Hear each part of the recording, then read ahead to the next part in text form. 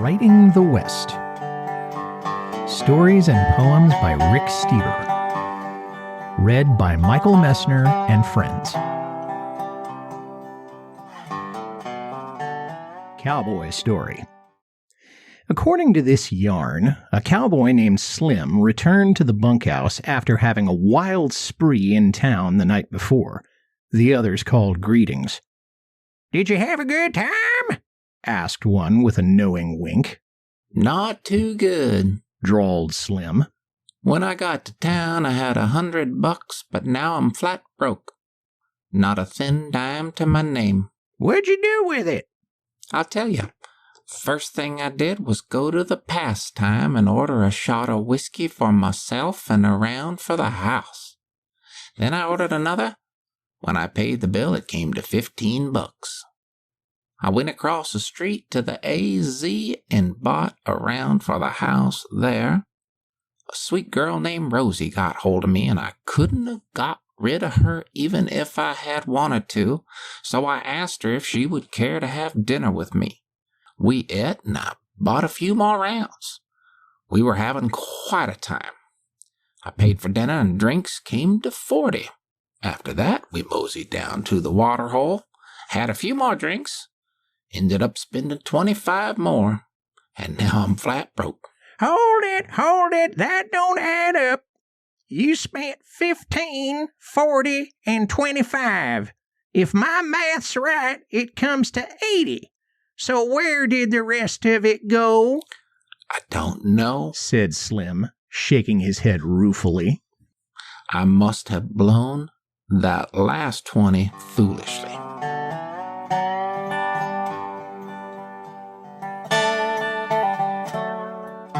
Born Showmen. Benny and Willie Goldstein were newspaper hawkers extraordinaire and born showmen to boot. They earned the most money of any newsboys in the city because they gave a performance with every newspaper they sold. Benny was a couple years older than his brother. He stood on the street corner shouting out the headlines while directing Willie to perform a variety of tricks to catch the attention of a potential customer, such as, "Willie, do a handstand for this gentleman." or "Willie, walk on your hands." or "Willie, do a one-arm push-up." or "Willie, do the splits." Willie was a talented acrobat and a gifted entertainer. He dressed in a well-worn double-breasted jacket and mismatched slacks with holes in the knees. His routines always attracted a crowd, but in spite of his efforts, newspaper sales occasionally lagged.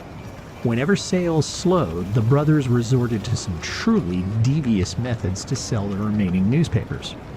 Willie might sit on the curb, wailing loudly while tears streamed down his cheeks. Benny would tell passerby a variety of believable stories. It might be, "Them other kids, they beat up poor Willie. or he might claim he was only helping out the boy. His father's sick, and the family ain't got no food in the house." If these ruses failed to sell the newspapers, Benny would shove a paper into the hands of a stranger and tell him, "Take it. If we go home and the papers ain't all gone, Father, he'll beat us with his razor strap." Usually the stranger paid the price of the paper. One time a reporter interviewed the brothers, and when questioned about their future plans, Benny responded, "All we want in life is to make $1 million. That's it."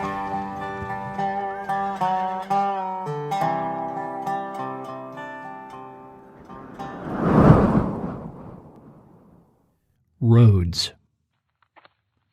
A road might take you to where you want to go, might bend and stretch and lay flat, chase the faraway concept of infinity, come to a jarring end at a forest landing. A road can go over a hill or through a creek, take you one place and deliver you to the next. But there are no roads or maps that will transport you to the unknown place called happiness, where you need to be.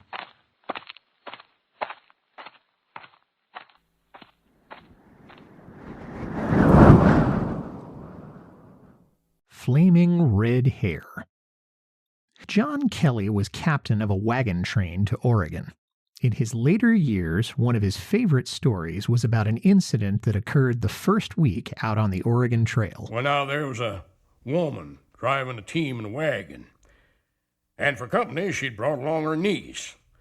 Now, he's only about 100 miles from Missouri when the woman died. There's no reason for it. She just up and died. The niece was left completely alone. Now, the girl was young, horribly scatterbrained, rather homely, too. And none of the single men had anything to do with her.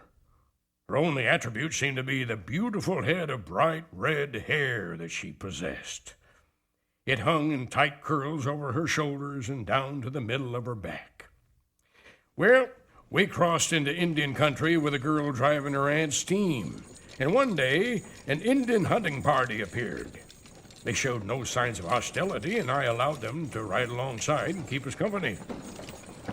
There was one Indian, mounted on a magnificent black horse, who dropped back and rode beside the red-haired girl, and he stared at her, but never uttered a word. I wondered, did he see her as a beautiful goddess? Well, I don't know. But the men, the same ones who had shunned her, now made objections. They told the lovesick brave they did not want him courting one of their women and expelled him from the wagon train. Well, the girl watched her admirer ride over the ridge and commented to one of the women that all she wanted was a man who would worship her. Well, that evening, the Indian reappeared at the edge of camp. He and his horse stood still as a granite statue. A long moment passed, and then the girl went running to him. The Indian reached for her and swung her up behind him. The cold black horse whirled and galloped away. Kelly concluded by saying that at the top of the rise, the girl turned back towards the circle of wagons and she waved. And that, he said, was the last anyone saw of the girl with the flaming red hair.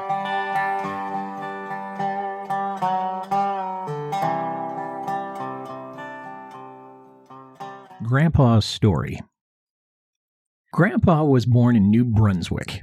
Before he celebrated his 25th birthday, he had fought with McClellan in the Civil War and had driven an ox team over the Oregon Trail. He settled as far west as he could go on the Pacific coast at the forward tip of a large bay. The surrounding mountains were covered with a forest of Douglas fir, and Grandpa became a logger.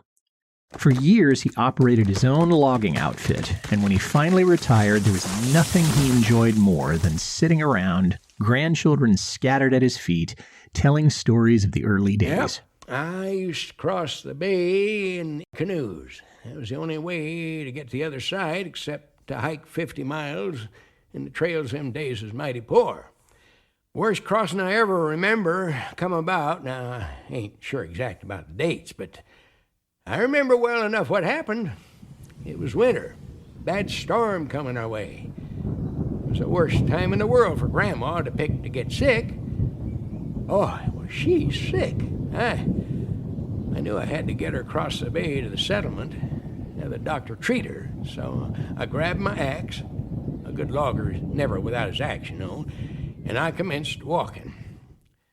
Now, when I got to the Indian village, there was better than a dozen ocean-going canoes pulled up on shore. Some kind of a feast. I asked, nice and polite, like if they'd just be so kind as to ferry me and my missus across. Well, they acted like they couldn't understand. I spoke Chinook, even offered to pay. No dice.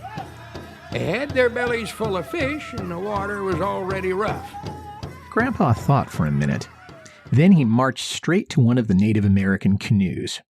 Taking the axe he had brought along with him, he swung his axe straight into the canoe.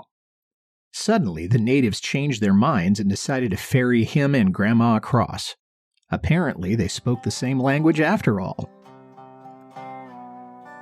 You've been listening to Writing the West. The stories and poetry in this podcast are by Rick Stieber and appear in books by him. Log on to www.rickstieberauthor.com to find out more. This program was produced by Michael Messner by permission of the author. Special thanks to Michael Tucker and Art Shingler. Thank you for listening.